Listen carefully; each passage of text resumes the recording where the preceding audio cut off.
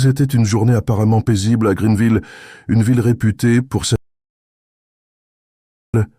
Mais cette paix fut ébranlée de manière inattendue un après-midi ensoleillé, lorsque le son perçant des sirènes résonna dans les rues. Les habitants, habitués à la tranquillité, être à la fois curieux et inquiets. Les véhicules de police traversèrent le quartier à vive allure, passant devant des maisons alignées avec précision, jusqu'à ce qu'ils s'arrêtent brusquement devant la somptueuse demeure de Shaquille O'Neal. Les voisins chuchotaient entre eux, tentant de comprendre ce qui pouvait bien se passer. Certains restaient collés à leurs fenêtres, tandis que d'autres s'aventuraient dehors, feignant d'être simplement occupés dans leur jardin, mais manifestement intéressés par le déroulement des événements. La confusion s'accrut lorsque 4 policiers sortirent de leur véhicule et se dirigèrent directement vers la porte d'entrée. L'un des agents frappa fermement, sa voix résonnant alors qu'il exigeait « Monsieur O'Neal, nous avons un mandat de perquisition. Veuillez sortir de la résidence. » Quelques instants plus tard, la silhouette imposante de Shaquille O'Neal apparut. Avec son physique monumental et une présence qui imposait le respect, il ouvrit la porte calmement. Sa voix grave salua poliment les agents tandis qu'il leur laissait l'espace nécessaire pour entrer. Les voisins observaient, stupéfaits. La scène, bien que dramatique, n'était pas une surprise totale pour tout le monde. Certains avaient déjà remarqué des mouvements étranges sur la propriété de Shaq ces dernières semaines. Des rumeurs circulaient parmi les habitants au sujet d'activités nocturnes dans le manoir. Chaque nuit, à minuit pile, de gros camions arrivaient à la propriété, chargés de quelque chose de mystérieux. Les ouvriers, toujours vêtus de gants et de masques, déchargeaient les véhicules avec rapidité et précision, comme s'ils étaient engagés dans une course contre la montre. Personne ne savait exactement ce qui était transporté, mais la régularité et le secret entourant ces livraisons mettaient la communauté mal à l'aise. De plus, des événements encore plus curieux commencèrent à se produire pendant la journée. Une fois par semaine, de plus petits véhicules arrivaient à la propriété, chargés de grands récipients. Les ouvriers, aussi méthodiques que la nuit, transportaient ces récipients à l'intérieur de la maison et, en quelques minutes, en ressortaient visiblement plus lourds. Les voisins observaient tout cela, mais gardèrent le silence, partagés entre la curiosité et le respect de la vie privée de la star. Cependant, le silence commença à se rompre lorsque des éclairs de lumière mystérieux se mirent à émaner de la maison au milieu de la nuit. L'intensité de ces lumières était suffisante pour être remarquée par les résidences voisines, et la régularité de leur apparition ne faisait qu'accentuer le malaise de la communauté. Comme si cela ne suffisait pas, une odeur étrange commença à se répandre dans le quartier. L'odeur, décrite par certains comme chimique et désagréable, semblait provenir de la propriété de Shaq, bien que personne ne puisse l'affirmer avec certitude. C'est alors que la patience de la communauté atteignit ses limites. Menés par mademoiselle Janice, une figure influente et déterminée dans le quartier, les habitants décidèrent d'agir. Janice, une femme à la stature fière et connue pour son intérêt dans les affaires d'autrui, ne parvenait pas à contenir sa méfiance à l'égard de ce qui se passait dans le manoir. Elle avait passé des nuits à observer silencieusement la propriété, essayant de découvrir ce que Shaq cachait sans succès. Pour elle, il était évident que quelque chose de sinistre se tramait. Une réunion fut convoquée entre les habitants et, après des heures de discussion, ils décidèrent de former une délégation pour aborder directement la star de la NBA. Le lendemain matin, un groupe de personnalités respectées du quartier se rendit au manoir de Shaq. Ils étaient nerveux, mais déterminés. Lorsque Shaq ouvrit la porte, sa présence imposante n'intimida pas le groupe, qui expliqua rapidement ses préoccupations. « Monsieur O'Neal, » commença Janice d'un ton sérieux, « nous avons remarqué certaines choses inhabituelles se produire dans votre résidence.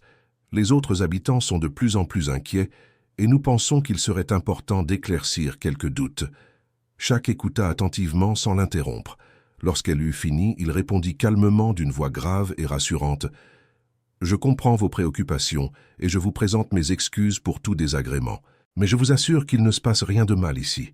S'il vous plaît, faites-moi confiance. » Bien que ses paroles fussent courtoises, elles ne furent pas suffisantes pour convaincre Janice.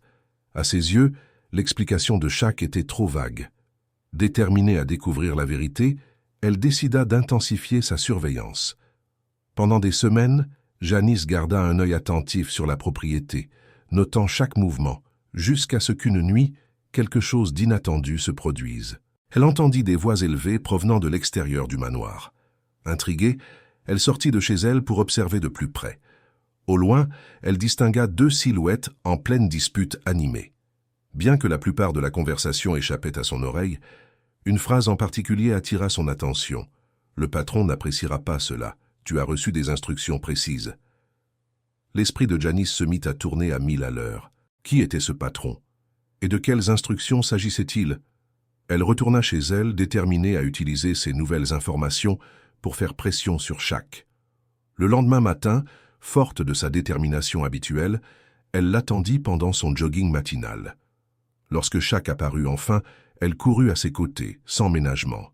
« Je sais que vous cachez quelque chose, » dit-elle, la voix chargée de méfiance. « Et je découvrirai ce que c'est, que vous le vouliez ou non. » Shaq s'arrêta et la regarda, l'expression impassible. « Vous avez raison, » répondit-il de manière surprenante. « Je cache quelque chose, et je vous promets que vous saurez bientôt ce que c'est. » Le silence dans la réponse de Shaquille O'Neal laissa Janice perplexe. Que voulait-il dire par « vous saurez bientôt ce que c'est » ? Pour quelqu'un comme elle, habituée à creuser tout ce qui l'intriguait, cette réponse était une provocation. Mais en même temps, elle la plaça devant un dilemme, attendre patiemment ou agir. Et pour Janice, attendre n'avait jamais été une option.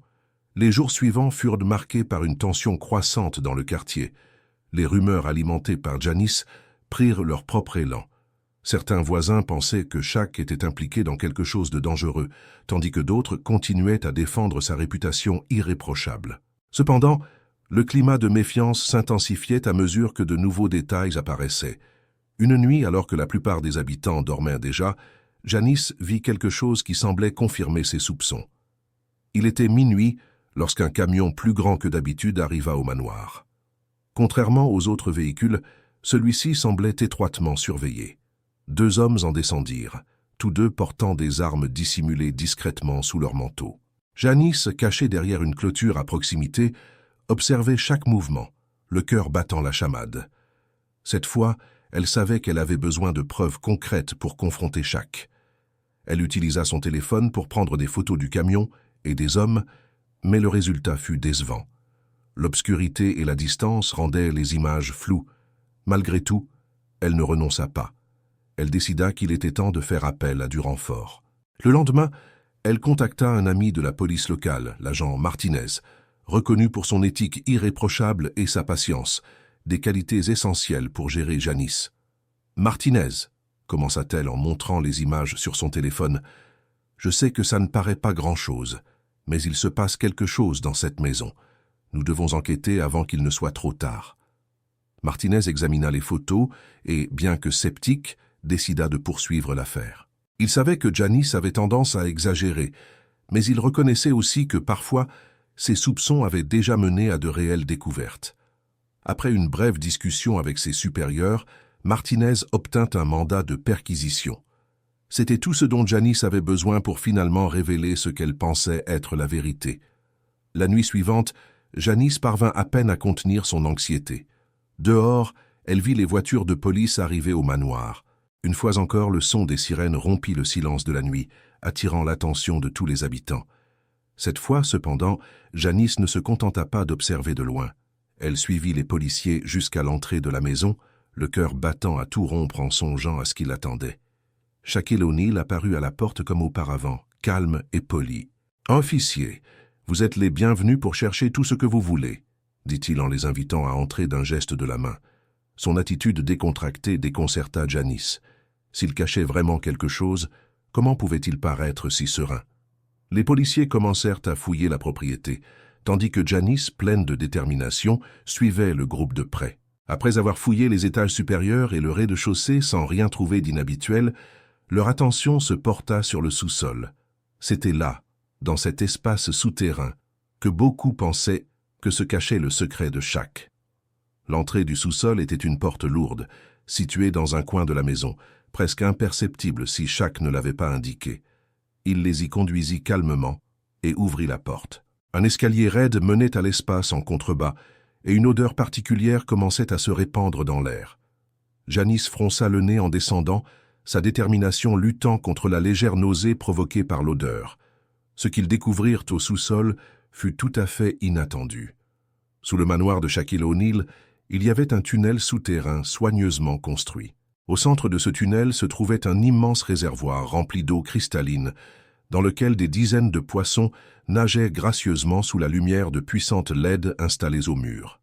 Ces lumières diffusaient un éclat intense, le même qui avait intrigué les voisins pendant des semaines. Les policiers regardèrent autour d'eux, perplexes. L'un d'eux demanda « Qu'est-ce que c'est exactement, monsieur ?» O'Neal, Shaq, avec le même calme que d'habitude, commença à expliquer « Lorsque j'ai emménagé ici, j'ai découvert ce tunnel abandonné sous la propriété. Au lieu de l'ignorer, j'ai décidé de le transformer en quelque chose d'utile. Ce bassin à poissons fait partie d'un projet visant à fournir des aliments frais au refuge pour sans-abri de la ville. Je préfère ne pas m'en vanter, car l'attention ne doit pas être portée sur moi, mais sur les personnes qui en ont réellement besoin. » Le silence s'empara du groupe. Janice, qui jusqu'alors avait nourri tant de soupçons, sentit son visage rougir. Son esprit tentait d'analyser les paroles de Shaq, mais il était évident que tout cela avait du sens. Les livraisons nocturnes, les récipients mystérieux, l'odeur particulière, tout était lié à ce projet altruiste. Shaq poursuivit. « Les camions viennent chercher les poissons la nuit pour s'assurer qu'ils arrivent frais à l'aube dans les refuges. Je sais que mon besoin de discrétion a suscité des inquiétudes, mais mon objectif a toujours été d'aider sans attirer l'attention. » Les policiers commencèrent à se détendre, réalisant qu'il ne se passait rien d'illégal ici. Martinez, qui accompagnait le groupe, se tourna vers Janice, attendant qu'elle dise quelque chose. Cependant, elle resta muette, submergée par un mélange de honte et d'admiration. Alors que les policiers repartaient, satisfaits des explications et de la documentation présentée par Shaq, Janice resta dans le tunnel, regardant le réservoir de poissons. Finalement, elle trouva le courage de prendre la parole.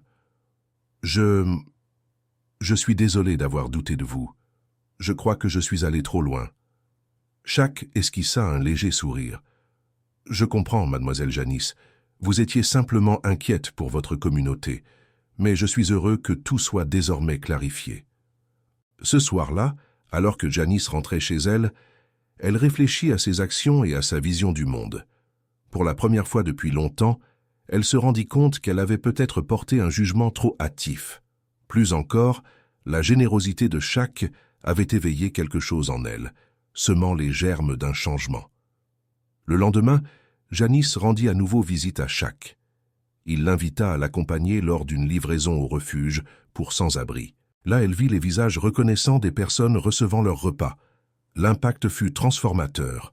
Inspirée, Janice commença à faire du bénévolat dans le refuge et à aider à de nouvelles initiatives pour la communauté.